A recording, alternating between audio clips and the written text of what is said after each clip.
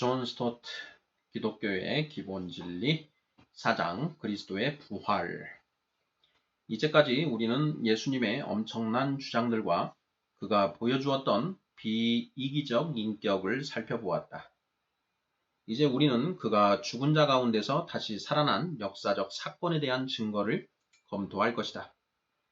분명히 부활은 커다란 의미를 지니고 있다. 나사렛 예수가 죽은 자 가운데서 부활했다면 그가 독특한 인물임은 논쟁의 여지가 없다. 이것은 그의 영적 생존 문제도 육신적 소생 문제도 아닌 사망 정복과 완전히 새로운 차원의 존재로의 부활에 관한 문제이다. 우리는 다른 어떤 누구도 이런 경험을 했다는 것을 들어보지 못했다. 따라서 현대인들은 바울이 아레오바고에서 했던 설교를 들었던 아덴의 철학자들만큼이나 냉소적이다. 그들이 죽은 자의 부활을 듣고 어떤 사람은 조롱도 하고. 사도행전 17장 32절. 우리의 주장은 그의 부활이 신성을 입증한다는 것이 아니라 그것이 그의 신성에 부합한다는 것이다. 초자연적 인물은 초자연적 방법으로 세상에 오고 또 가는 것이 합당하다. 사실 이것이 신약 성경이 가르치고 교회가 믿는 것이다. 예수님의 출생은 자연적이었지만 잉태는 초자연적이었다. 그의 죽음은 자연적이었지만 부활은 초자연적이었다. 기적적 잉태와 부활은 그의 신성을 증명하는 것이 아니라 신성에 부합되는 것이다. 예수님은 자신의 고난을 예언할 때는 반드시 부활할 것을 이야기했으며 다가오는 부활을 하나의 표적으로 묘사했다. 바울은 로마서 시작 부분에서 예수님은 죽은 자들 가운데서 부활하사 능력으로 하나님의 아들로 선포되셨으니 라고 썼다. 로마서 1장 4절. 그리고 사도행전에 기록된 사도들의 초기 설교는 하나님이 부활을 통해 인간들의 판결을 뒤집고 자기 아들의 오름을 입증했다고 주장한다. 정확하고 근실한 역사가로 알려져 온 누가는 이 부활에 대해 확실한 많은 증거가 있다고 말했다. 사도행전 1장 3절. 우리는 부활을 역사상 가장 잘 증명된 사실이라고 한 토머스 아놀드만큼 강하게 느낄 수 없을지 몰라도 분명히 수많은 공정한 연구자들이 그 증거가 지극히 타당하다고 판단했다. 한 예로 클라크 경은 메카시 목사에게 이렇게 썼다. 저는 법률가로서 첫 부활절의 사건들에 대한 증거를 오랫동안 연구해 왔습니다. 저에게는 그 증거가 결정적입니다. 대법정에서 저는 거듭거듭 그다지 설득력이 없는 증거를 근거로 판결을 해왔습니다. 추론은 증거를 따릅니다. 그리고 신실한 증거는 항상 꾸밈이 없고 결과에 개의치 않습니다. 부활에 대한 복음서의 증거가 바로 이렇습니다. 그래서 저는 법률가로서 신실한 사람들이 확증할 수 있었던 사실들에 대한 증거를 남김없이 받아들입니다. 이 증거란 어떤 것인가? 4가지로 요약할 수 있다. 1. 시체가 없다. 사복음서에 있는 부활 이야기는 부활절 아침 여인들이 무덤으로 찾아간 것으로 시작된다. 그 여인들은 도착하자마자 주님의 시체가 사라진 것을 발견하고 아연실색했다. 그 후 얼마 지나지 않아 사도들은 예수님이 부활했다고 전하기 시작했다. 그것이 그들이 전한 메시지의 요점이었다. 사람들이 몇 분 거리도 되지 않는 요셉의 무덤에 직접 가서 예수님의 시체가 아직 누워 있는 것을 확인할 수 있었다면 그 말을 사람들이 믿으리라고 기대할 수 없었을 것이다. 그러나 그렇지 않았다. 무덤은 비어 있었고 시체는 없었다. 이 사실은 의심의 여지가 없다. 문제는 이것을 어떻게 설명하느냐 하는 것이었다. 첫째, 여인들이 엉뚱한 무덤을 찾아갔다는 설명이 있다. 그때는 아직 어두웠고 여자들은 슬픔 때문에 제정신이 아니었다. 따라서 쉽게 실수를 범할 수 있었을 것이라는 주장이다. 이 주장은 표면상으로는 그럴듯하게 들린다. 하지만 검토해보면 그렇지 못하다. 우선 그때는 완전히 캄캄하지 않았다. 요한이 아직 어두울 때에 여자들이 무덤에 왔다고 한 것은 사실이었다. 요한복음 20장 1절. 그러나 마태복음 28장 1절은 동틀 무렵에, 누가는 새벽에, 마가는 분명하게 해 돋을 때에 라고 말하고 있다. 더구나 이 여인들은 결코 바보가 아니었다. 이들 중 최소한 두 사람은 요셉과 니고데모가 시체를 넣어둔 곳을 보았다. 마가복음 15장 47절, 누가복음 23장 55절. 그들은 무덤을 향하여 앉아서 장사하는 것을 끝까지 지켜보기까지 했다. 마태복음 27장 61절. 바로 그 두 사람, 막달라 마리아와 요셉의 어머니 마리아가 새벽에 살로메와 요한나와 다른 여자들을 데리고 다시 돌아왔다. 따라서 한 사람이 길이나 무덤을 잘못 찾았다면 다른 사람이 지적해 주었을 것이다. 또 막달라 마리아가 처음 왔을 때는 무덤을 잘못 찾았다 하더라도 날이 완전히 밝은 아침에 다시 와서 동산에서 한참 다니다가 예수님을 만났다면 다시 실수를 했을 리가 없다. 뿐만 아니라 단지 감정적 이유로 이렇게 일찍 무덤에 찾아가지 않았다. 그들은 실제로 할 일이 있었다. 향품을 사두었고 주님의 시체에 기름 바르는 일을 마치려 하고 있었다. 그것은 안식일이 다가와서 이틀이나 빨리 그 일을 서둘러야 했기 때문이다.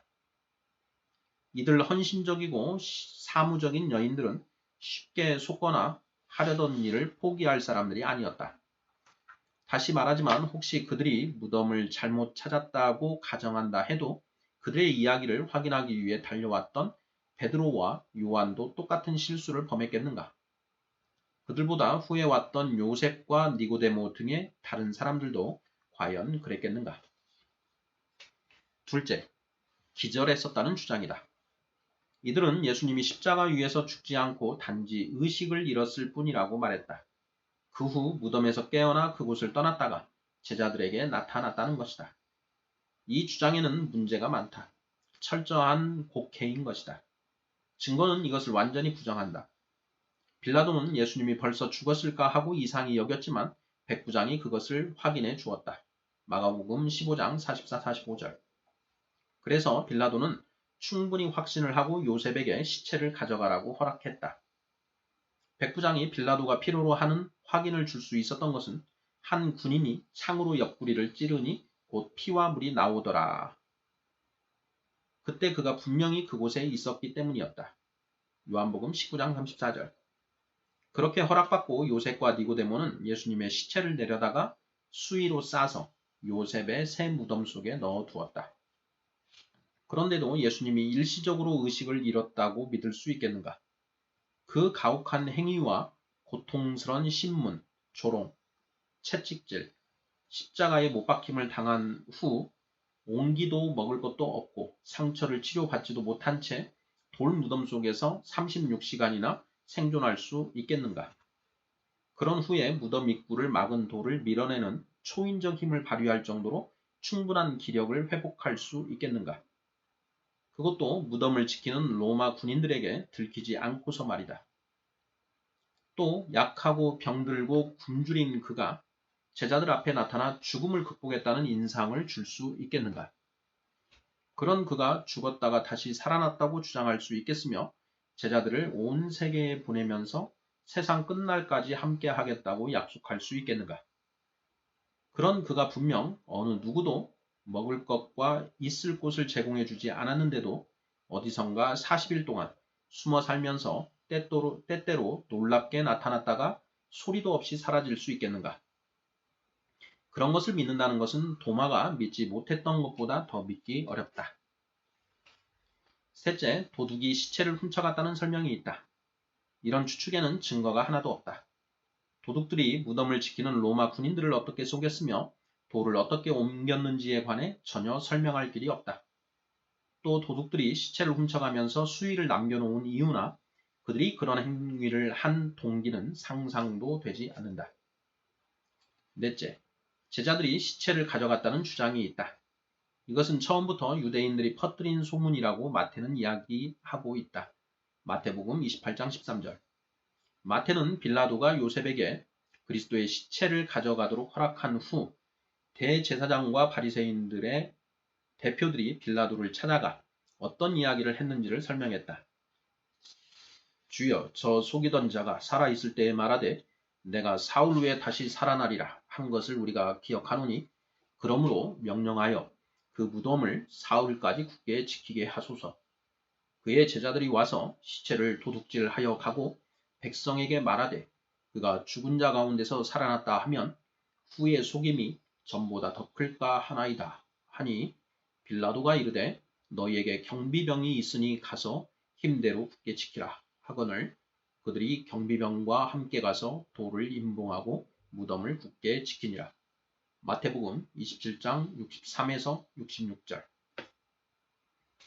마태는 계속해 돌도 임봉한 것도 경비병도 부활을 저지할 수 없었던 이유와 경비병이 성에 들어가 대제사장들에게 일어난 일을 어떻게 보고했는지를 기술했다. 보고를 받은 후 그들은 함께 의논을 하고 군인들에게 돈을 많이 주면서 말했다. 너희는 말하기를 그의 제자들이 밤에 와서 우리가 잘 때에 그를 도둑질하여 갔다 하라. 만일 이 말이 총독에게 들리면 우리가 권하여 너희로 근심하지 않게 하리라 하니 군인들이 돈을 받고 가르친 대로 하였으니 이 말이 오늘날까지 유대인 가운데 두루 퍼지니라. 마태복음 28장 13에서 15절. 이 이야기는 이치에 맞지 않는다. 고도로 훈련된 군인들이 로마군이든 유대군이든 무덤을 지키도록 명령받았는데 근무 중에 모두 잠든다는 것이 가능한가? 그리고 경비병들이 깨어 있었다면 여자들이 어떻게 그들을 지나가서 돌을 굴려낼 수 있었겠는가? 백보양보해서 제자들이 주님의 시체를 훔치는 데 성공했다고 가정해도 이 가설 전체에 상반되는 심리적 요인이 존재한다. 사도행전 첫 부분에서 사도들이 유대인에게 전한 메시지의 요지는 부활이었다. 너희는 그를 죽였지만 하나님은 그를 살리셨고 우리는 그 증인이다 라는 내용을 그들은 반복했다. 그러면 우리는 그들이 꾸며낸 거짓말을 선포했다고 믿어야 하는가? 그들이 그리스도의 시체를 훔쳐갔다면 그리스도의 부활을 전파하는 것은 이미 알고 있는 계획된 거짓을 퍼뜨리는 것이 된다. 그러나 그들은 그것을 전파했을 뿐만 아니라 그것을 위해 고난당하기도 했다. 한낱 꾸민 이야기를 위해 옥에 갇히고 채찍에 맞아 죽기까지 할 각오가 되어 있었다는 말인가? 이것은 옳게 들리지 않는다. 거의 불가능에 가깝도록 가능성이 희박하다. 복음서와 사도행전을 통해 분명한 것이 있다면 사도들이 진지했다는 것이다. 그들은 속았을지는 몰라도 속이는 자는 아니었다. 위선자가 순교자가 될 수는 없다. 다섯째, 그리스도의 시체가 사라진 것에 대한 설명 중 가장 타당성이 없는 것으로 로마 또는 유대 당국자들이 시체를 치웠다는 설명이 있다. 충분히 그럴 만한 동기가 있을 수 있다. 그들은 그리스도가 부활을 이야기했다는 소문을 들었다. 따라서 혹시 속임수를 쓸까봐 시체를 압수하는 예방조치를 취했다는 것이다. 그러나 이 추측은 금방 무너지고 만다. 예수님이 죽은 지 얼마 되지 않아 사도들이 담대하게 그의 부활을 선포했다. 이 소식은 신속하게 퍼졌다. 이 새로운 운동은 유대교의 굳건한 벽을 허물고 예루살렘의 평화를 해칠 만큼 위협적이었다. 유대인들은 개종을 두려워했고 로마인들은 폭동을 우려했다. 당국자들이 취할 행동은 단 한 가지밖에 없었다. 보관했던 시체를 보여주며 그들이 한 일을 알리는 것이었다.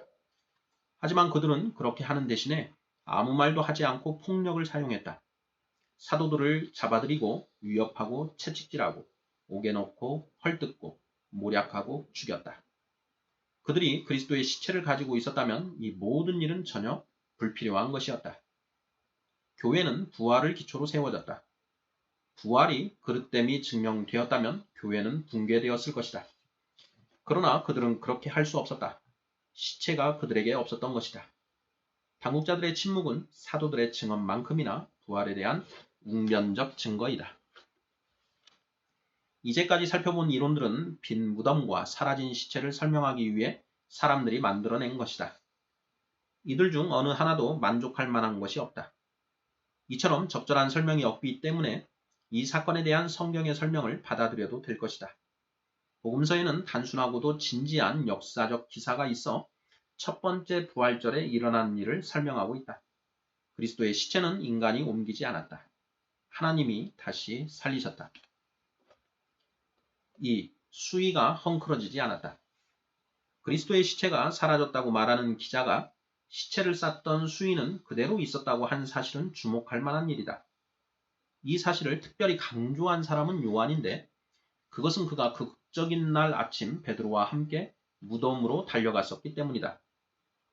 이 사건에 대해 그는 직접 경험이라는 틀릴 수 없는 증거를 근거로 하고 있다.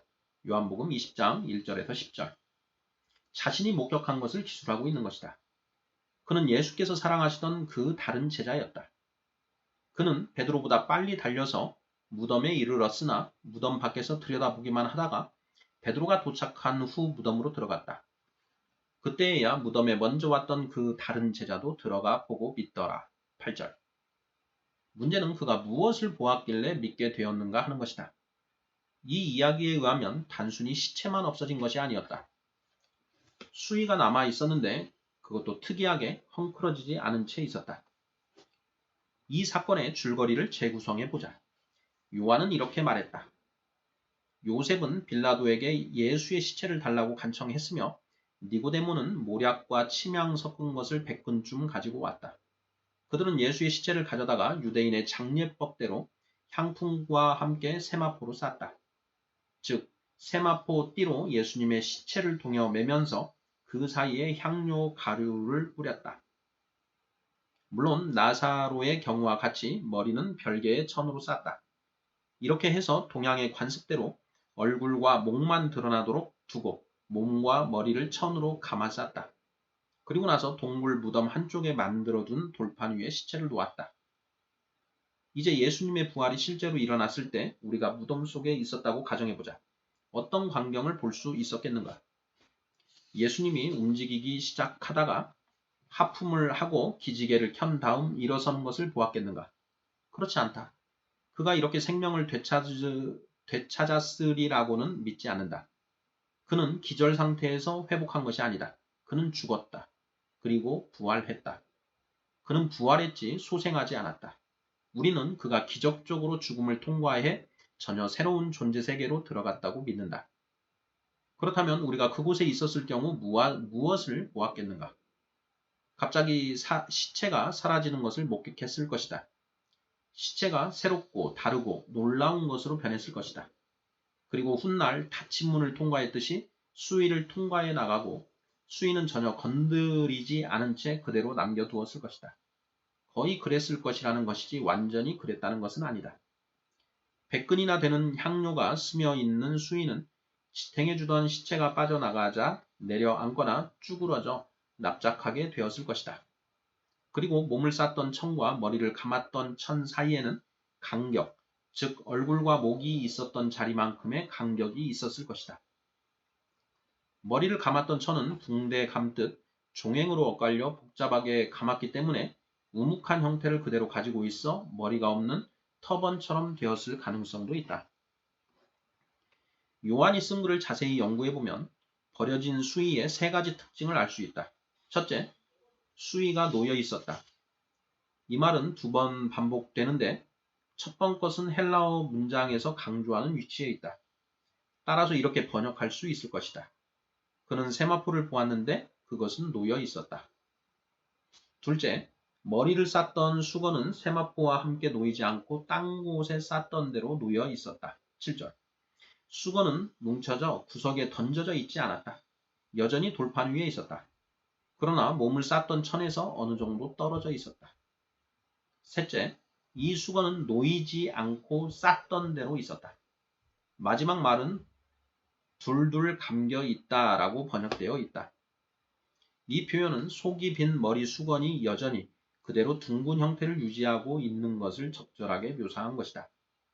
사도들이 무덤에 들어갔을 때 그들을 맞이했던 광경이 어떠했을지 어렵지 않게 상상이 된다.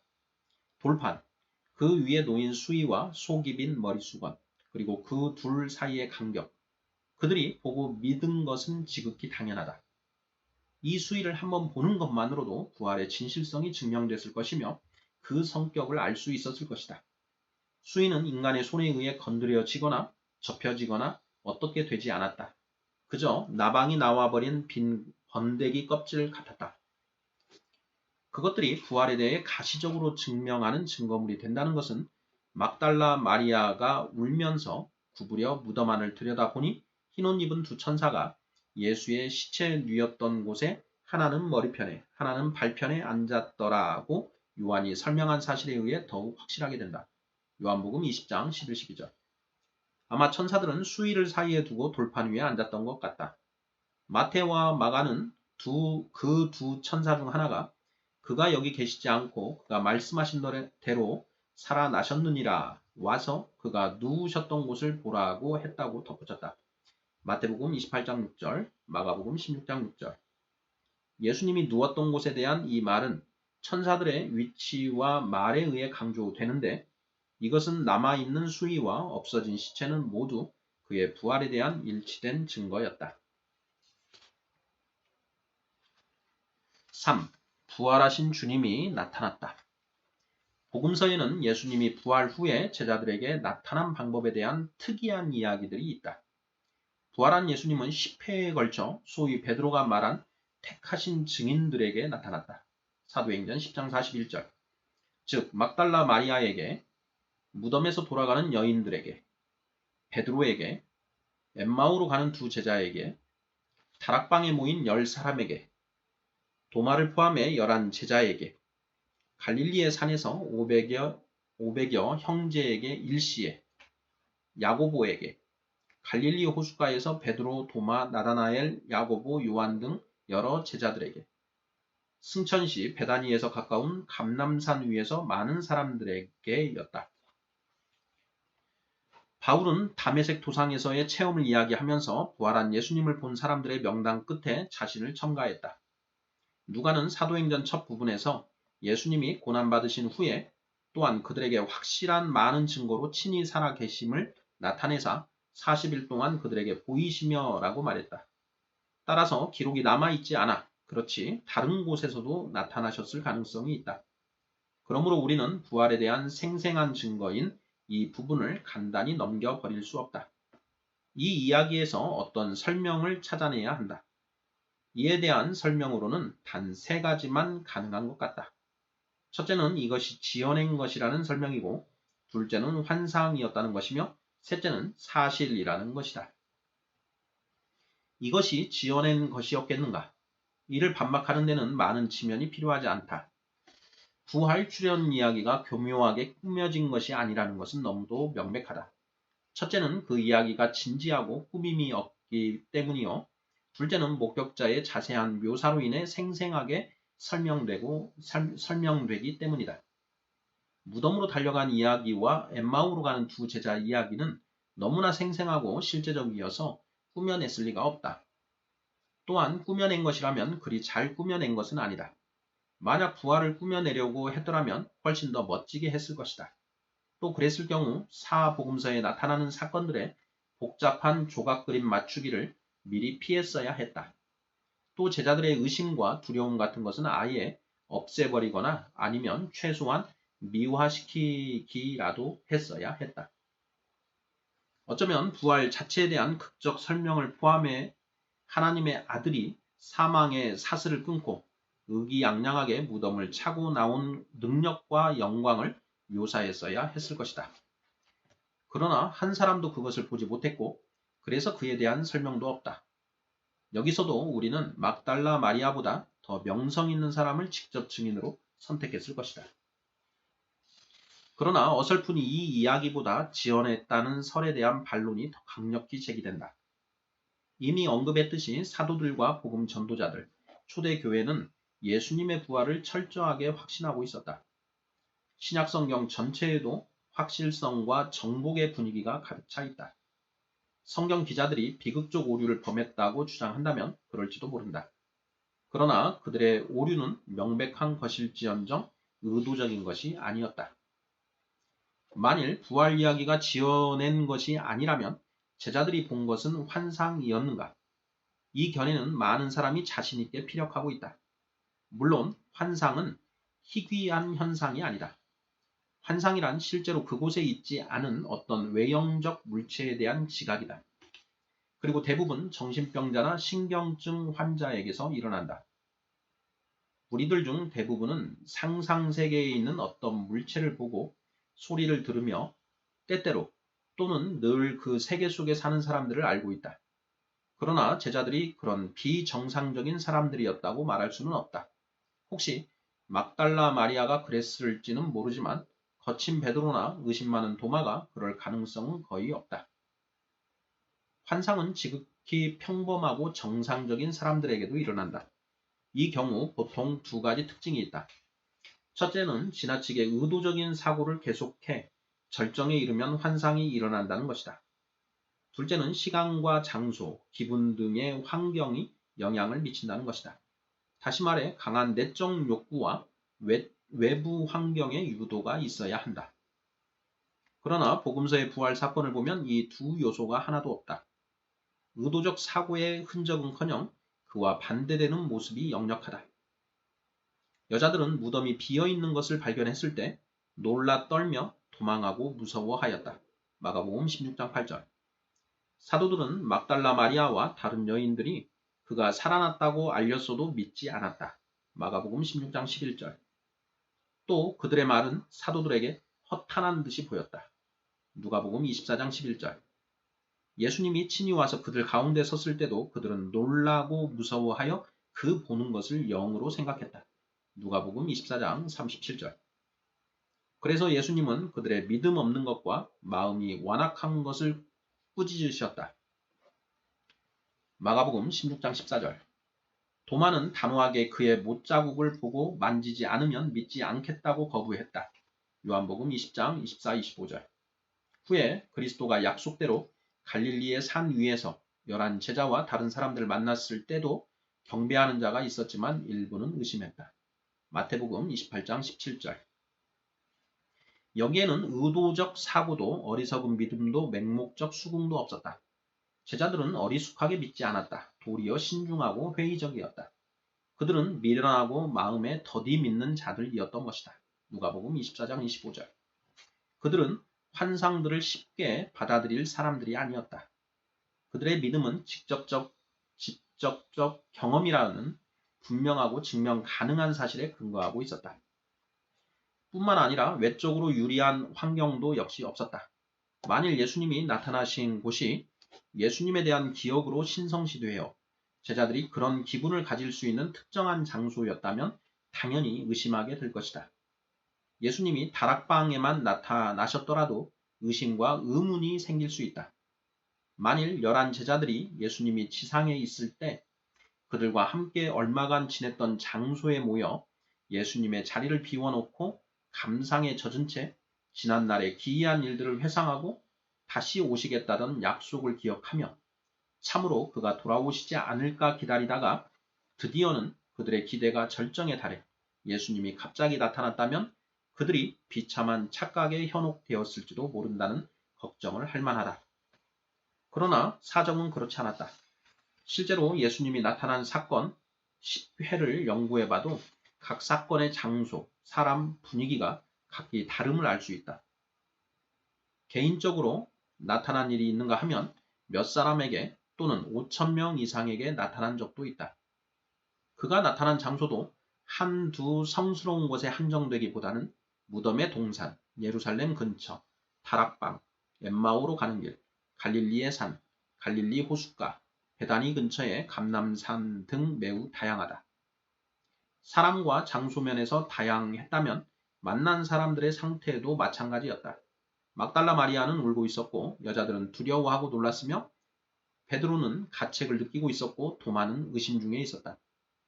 엠마오로 가던 두 사람은 그 주간의 사건으로 마음이 어수선해져 있었고 갈릴리의 제자들은 고기를 잡고 있었다. 그러나 그들의 의심과 두려움, 불신과 선입관 등을 극복하고 주님은 자신을 그들에게 나타냈다. 이런 거룩한 주님의 계시들을 인간의 환상이라고 일축해 버릴 수는 없는 노릇이다. 이처럼 환상도 지어낸 이야기도 아니라면 가능성은 단 하나, 그 사건은 실제인 것이다. 부활한 주님이 나타나셨다. 4. 제자들이 변화되었다. 예수님의 제자들의 변화는 부활에 대한 그 어떤 증거보다도 귀한 것이다. 전혀 꾸밈이 없기 때문이다. 그들은 자신들이 보았던 빈 무덤과 놓여있던 수의, 주님을 보라고 권했지만 자신들을 보라고는 하지 않았다. 우리는 그들의 변화를 주목하라는 요청을 받지 않아도 그렇게 할 수 있다. 복음서에 나타나는 사람들과 사도행전에 나타나는 사람들은 전혀 다르다. 그리스도의 죽음으로 그들은 낙담과 환멸과 절망에 빠져 있었다. 그러나 사도행전에 나타나는 그들은 주 예수 그리스도의 이름을 위해 자신의 생명을 아끼지 않았고 천하를 어지럽게 했다. 사도행전 15장 26절, 17장 6절. 무엇이 이런 변화를 가져오게 했는가? 그들의 새로운 믿음과 능력, 기쁨과 사랑을 무엇으로 설명할 수 있는가? 말할 것도 없이 그 일부는 오순절 성령 강림이다. 그러나 성령의 강림은 예수님이 부활하여 승천한 후에야 비로소 이루어졌다. 부활은 비상한 도덕적, 영적 능력을 여는 열쇠였던 것으로 보인다. 이 능력으로 변화된 예 두 가지를 보자. 첫째는 시몬 베드로의 경우이다. 그리스도의 고난을 이야기하는 동안 베드로는 화면에서 슬그머니 사라졌다. 그는 그리스도를 3번이나 부인했다. 예수님의 매력을 전혀 체험하지 못한 것 같이 저주하고 맹세했다. 그리고 나서 그 밤에 밖에 나가 심히 통곡했다. 예수님이 죽음을 당하던 순간에는 다른 제자들과 함께 유대인들을 두려워하여 문을 닫은 채 다락방에 있었다. 요한복음 20장 19절. 그러나 성경을 한두 장만 더 넘기면 예루살렘에 바로 그 집 그 다락방 밖에 있는 돌계단 위에 서서 수많은 군중을 향해 담대하고 능력 있게 설교하는 그를 볼 수 있다. 그 설교로 3,000명이 그리스도를 영접하고 세례를 받았다. 뿐만 아니라 사도행전 바로 그 다음 장들에서는 예수님을 정죄하여 죽인 공회를 논박하고 그리스도를 위해 능욕받는 일에 합당한 자로 여겨짐을 기뻐하는가 하면 후에는 사형이 예상되는데도 그 전날 밤 감옥에서 편하게 잠을 자는 것을 보게 된다. 시몬 베드로는 전혀 새로운 사람이었다. 바람에 날리는 모래는 다 날아가고 별명에 걸맞게 진정한 반석이 된 것이다. 무엇이 이런 변화를 만들어냈는가? 둘째, 야고보를 예로 들어보자. 그는 후일 예루살렘 교회의 지도자가 되었다. 그는 주의 형제들 가운데 한 사람으로 복음서에서는 예수님을 믿지 않은 것으로 나타나 있다. 그 형제들까지도 예수를 믿지 아니함이로라. 요한복음 7장 5절. 그러나 사도행전 1장에서 누가가 모인 제자들의 명단을 나열한 것에 보면 예수의 아우들이라는 단어가 포함되어 있다. 14절. 이제 야고보는 확실히 신자가 되어 있는 것이다. 무엇이 이런 변화를 가져왔는가? 무엇이 그를 확신시켰는가? 그 답은 사도 바울이 부활한 예수님을 본 사람들을 열거하면서 그 후에 야고보에게 보이셨으며 라고 한 고린도전서 15장 7절에서 찾아볼 수 있을 것이다. 베드로의 두려움을 용기로, 야고보의 의심을 믿음으로 바꾸어 놓은 것은 바로 부활이었다. 또 안식일을 일요일로, 유대의 남은 자들을 그리스도의 교회로 바꾼 것도 부활이었다. 바리새인 사울을 사도 바울로, 그의 박해를 전도로 변화시킨 것도 역시 부활이었다. 맨 나중에 내게도 보이셨느니라. 고린도전서 15장 8절. 이것들이 부활에 대한 증거이다. 시체가 사라졌다. 수위가 흐트러지지 않은 채 놓여 있었다. 주님께서 나타나셨다. 그리고 제자들이 변화되었다. 주님은 진정 부활하셨다고 하는 위대한 기독교적 긍정 외에는 이러한 사건들을 적절하게 설명할 수 있는 것이 없다. 이제까지 우리는 3장에 걸쳐 시골뜨기 설교자로 시작해 중죄인으로 죽은 역사상 가장 매력적인 인물인 나사렛의 목수에 대해 연구해 왔다. 그의 주장은 엄청난 것이었다.